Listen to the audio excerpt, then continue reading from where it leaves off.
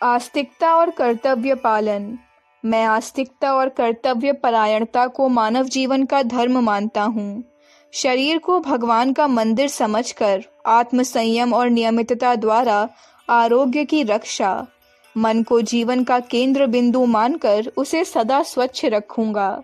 कुविचारों और दुर्भावनाओं से इसे बचाए रखने के लिए स्वाध्याय एवं सत्संग की व्यवस्था रखे रहूंगा। युग निर्माण की प्रक्रिया में सबसे पहला स्थान आस्तिकता का है।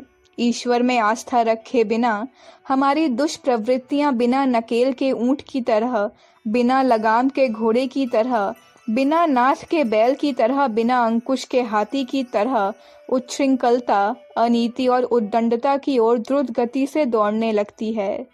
पानी को ऊंचा चढ़ाने के लिए अनेक प्रयत्न करने पड़ते हैं, पर नीचे की ओर तो वह बिना किसी प्रयास के ही बहने लगता है। मन की गति भी पानी के समान है। उसे स्वर्ग पर चलाना हो तो अत्यधिक श्रमसाध्य साधन, प्रयत्न करने पड़ते हैं, पर कुमार्ग की ओर तो वह सहज ही सरपट दौड़ने लगता है। आस्तिकता मन को कुमार्ग पर दौड़ने से रोकने के लिए सबसे बड़ा अंकुश सिद्ध होता है। पाप कर्मों से बचाव।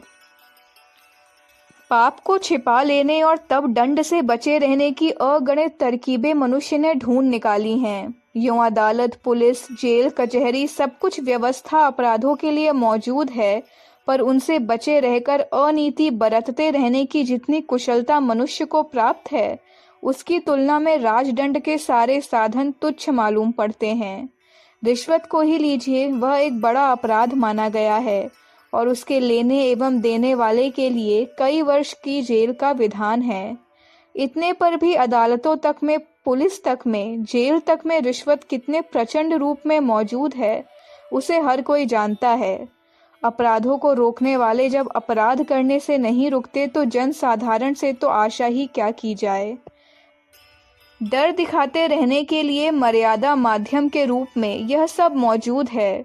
उसे मौजूद रहना भी चाहिए, पर समस्या का हल इनके द्वारा होने वाला नहीं है। जब तक मनुष्य अपने कर्तव्य धर्म का कठोरता पूर्वक पालन करने के लिए स्वयं ही श्रद्धा और विश्वास पूर्वक कटिबद्ध न होगा, तब तक उसे बलात् सन्मार्गगामी बनाया जा सकना कठिन है। अधिनायकवाद के नृशंस आतंक द्वारा कुछ हद तक पापों की रोकथाम संभव है। चोर के हाथ काट देने और व्यभिचारी का सर उड़ा देने जैसे आतंकपूर्ण दंड लोगों को डरा तो देते हैं, पर जिनके हाथ में ऐसी दंड व्यवस्था रहती है, वे ही आतंकित जनता से प्रतिरोध के बारे में निश्चिंत होकर स्वयं ही अनीति करने लगते हैं। डिक्टेटरशाही का इतिहास यही बताता है। फिर आतंकित जनता भीरू और कायर बनती है, उसकी आत्मिक स्थिति बहुत दुर्बल हो जाती है, जिससे उसके स्वभाव में छोटे छोटे अनेकों दोष, दुर्गुण प्रविष्ट हो जाते हैं, जिसके फलस्वरूप मनुष्य का व्यक्तित्व दिन दिन दीनहीन बनता चला जाता है। आतंकित लोगों में से महापुरुषों एवं नर रत्नों का उत्पन्न होना भी संभव नहीं रहता। फिर यह आतंकपूर्ण स्थिति समाप्त होते ही वह दबी हुई अपराधी मनोवृत्ति जब अनेकों गुने भयंकर वेग से विकसित होती है, तब उसका रोका जा सकना अतीव कठिन हो जाता है। स्थायी सुख शांति का आधार। सदाचार के ऊपर हमारी व्यक्तिगत और सामूहिक सुख शांति निर्भर रहती है। यह सदाचार तभी निपटा है जब उसका उद्गम भीतर से प्रस्फुटित होता हो। बाहरी दबाव कोई क्षणिक परिणाम उत्पन्न कर सकते हैं, पर स्थायी हल तो अंतः प्रेरणा पर ही निर्भर रहेगा। कर्तव्य पालन को मानव जीवन का आदर्श लक्ष्य एवं धर्म मानकर श्रेष्ठ आचरण करने की प्रवृत्ति तभी विकसित हो सकती है जब मन की दुर्बुद्धि पर आत्मा के विवेक का नियंत्रण बना रहे। इस नियंत्रण के वैज्ञानिक स्वरूप को ही आस्तिकता कहते हैं। ईश्वर के अस्तित्व से इनकार नहीं किया जा सकता। जब हर वस्तु का कोई निर्माता होता है तो इतने विशाल, इतने व्यवस्थित विश्व का कोई निर्माता न हो, ऐसा नहीं हो सकता। वह निर्माता धर्म, विवेक और आदर्श से रहित नहीं है। वह हमें जहाँ अगणित प्रकार की सुख सुविधाएं देता है, वहाँ हमारे कर्मों के भले बुरे परिणामों की भी व्यवस्था करता है।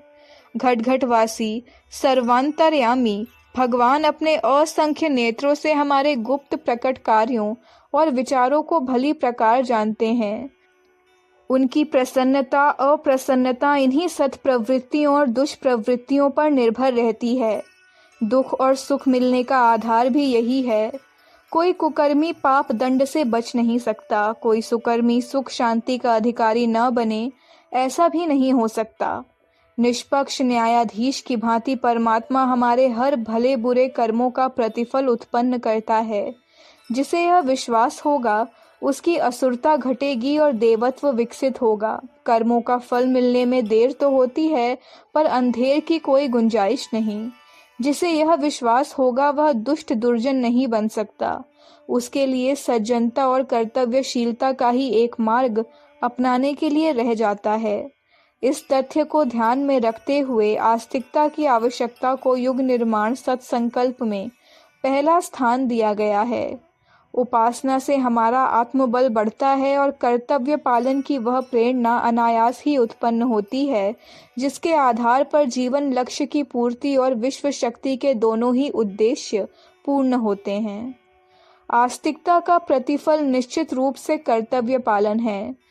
जो आस्तिक कर्तव्य पालन की उपेक्षा करता है और कुछ पूजा पत्री करके मुफ्त में ही ईश्वर से धन वैभव प्राप्त कर लेने या दुष्कर्मों के फल से छुटकारा पाने की बात सोचता है, उसे भोला बहका हुआ ना समझ या जरूरत से ज्यादा चालाक कह सकते हैं। आस्तिकता की सबसे पहली प्रतिक्रिया अपने कर्तव्य को ईश्वर का आदेश मानकर उस पर चट्टान की तरह अटल बने रहने की प्रेरणा के रूप में परिलक्षित होती है। कर्तव्य परायणता की मात्रा किसमें कितनी है, इसी आधार पर उसकी आस्तिकता के स्तर को नापा जा सकता है। हमारे शारीरिक कर्तव्य पालन का आरंभ अपने सबसे समीपवर्ती स्वजन से होता है।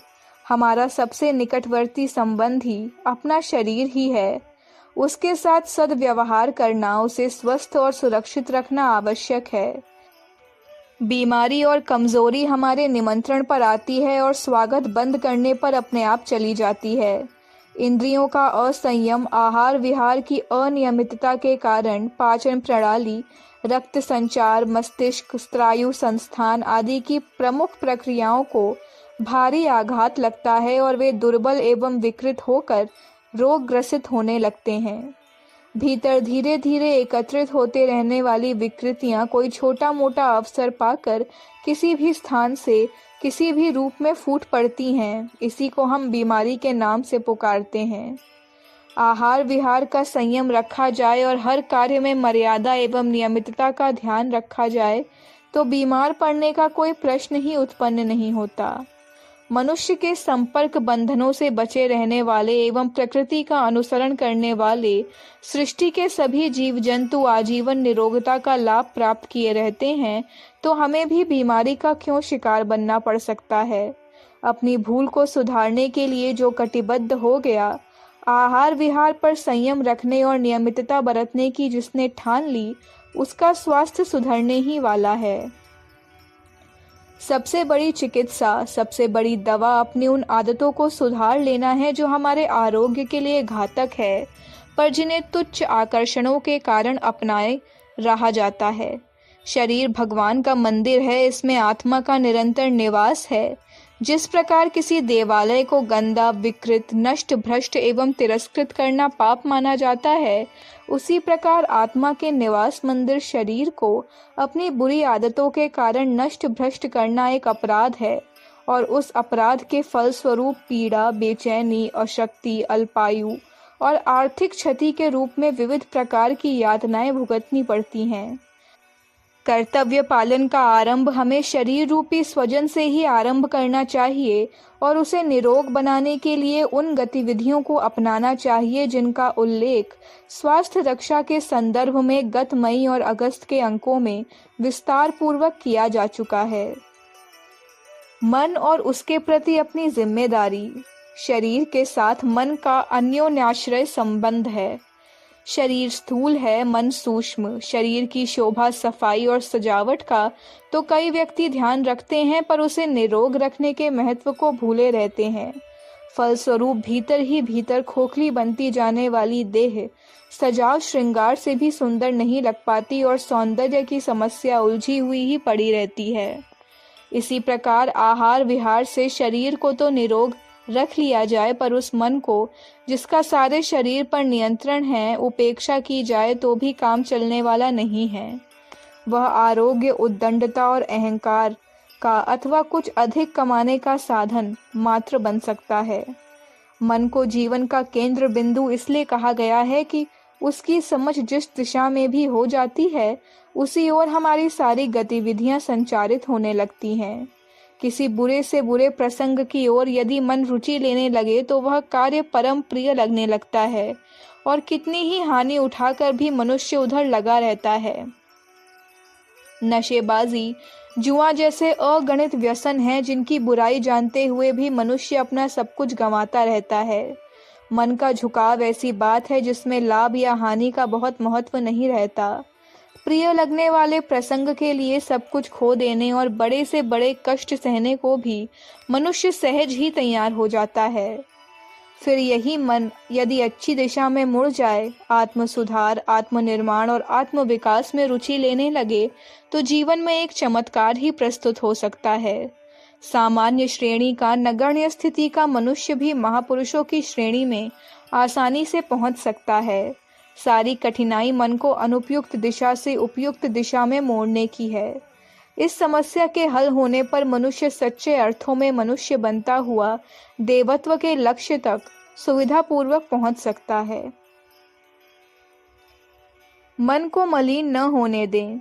शरीर के प्रति कर्तव्य पालन करने की तरह मन के प्रति भी हमें अपने उत्तरदायित्वों को पूर्ण करना चाहिए। जिस प्रकार आरोग्य के नियमों की उपेक्षा करने से स्वास्थ्य बिगड़ जाता है, उसी प्रकार मन को स्वच्छ रखने की विधिवत व्यवस्था न रखने से वह भी कुविचारों और दुर्भावनाओं में ग्रसित रहने लगता है। शरीर की भांति मन को सुधारा और संभाला जा सकता है। उसे पतनोन्मुख दिशा से मोड़कर उन्नतिशील मार्ग के लिए समझाया और विवश किया जा सकता है। छोटे मोटे हर प्रसंग को आशंका, अविश्वास, संदेह और छिद्रान्वेषण की पृष्ठभूमि में सोचते और देखते रहने से न केवल संसार की हर वस्तु डरावनी लगती है, वरन अंतःकरण भी दिन दिन शुद्र और कलुषित बनता जाता है। व्यभिचार के, चोरी के, अनीति बरतने के, क्रोध एवं प्रतिशोध के, ठगने एवं दंभ, पाखंड बनाने के कुविचार यदि मन में भरे रहें तो मानसिक स्वास्थ्य का नाश ही होने वाला है।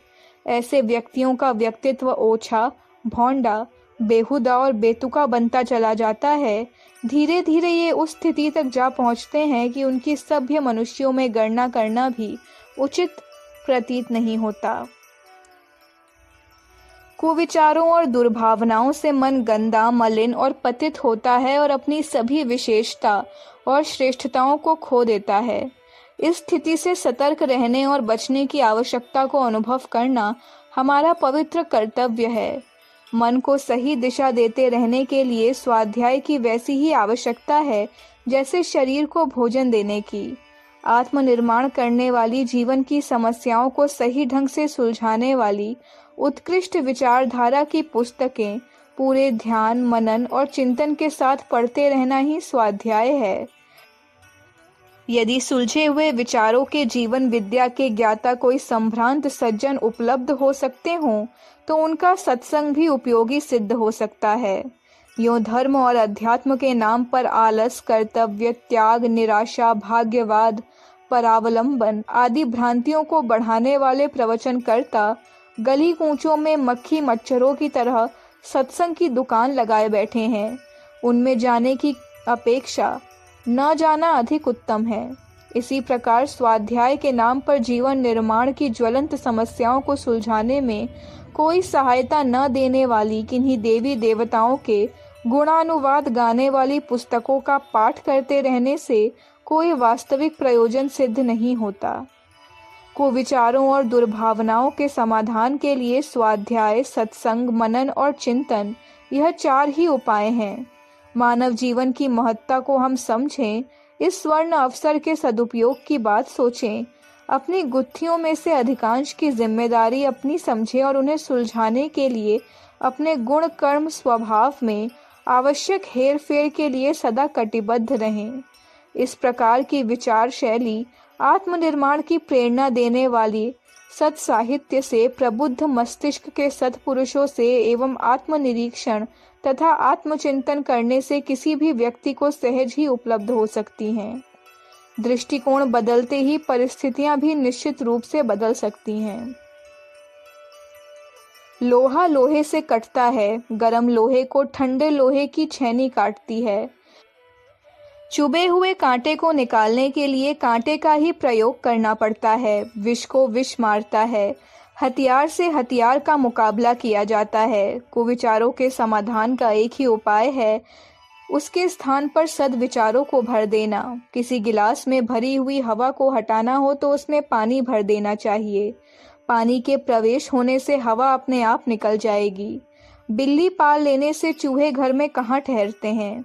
कुविचारों को मार भगाने का एक ही तरीका है कि उनके स्थान पर सद्विचारों की स्थापना की जाए। मन में जब सद्विचार भरे रहेंगे तो उस भीड़ से भरी धर्मशाला को देखकर अपने आप लौट जाने वाले मुसाफिरों की तरह कुविचार भी कोई दूसरा रास्ता टटोलेंगे।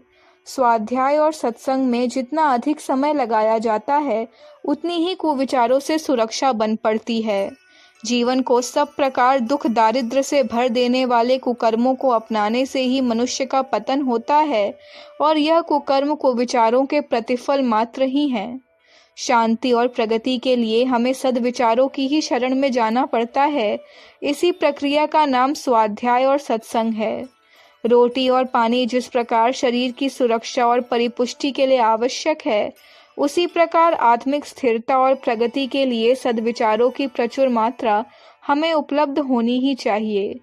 इस आवश्यकता की पूर्ति स्वाध्याय और सत्संग से, मनन और चिंतन से पूरी होती है। युग निर्माण के लिए, आत्मनिर्माण के लिए यह प्रधान साधन है। संकल्प की, मन की शुद्धि के लिए इसे ही रामबाण दवा माना गया है।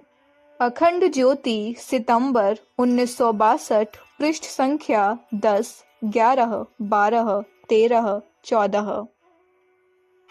हमारे YouTube चैनल विचार क्रांति दूत अखंड ज्योति पत्रिका को सब्सक्राइब करें एवं अगली वीडियोस प्राप्त करने के लिए बेल आइकन दबाएं।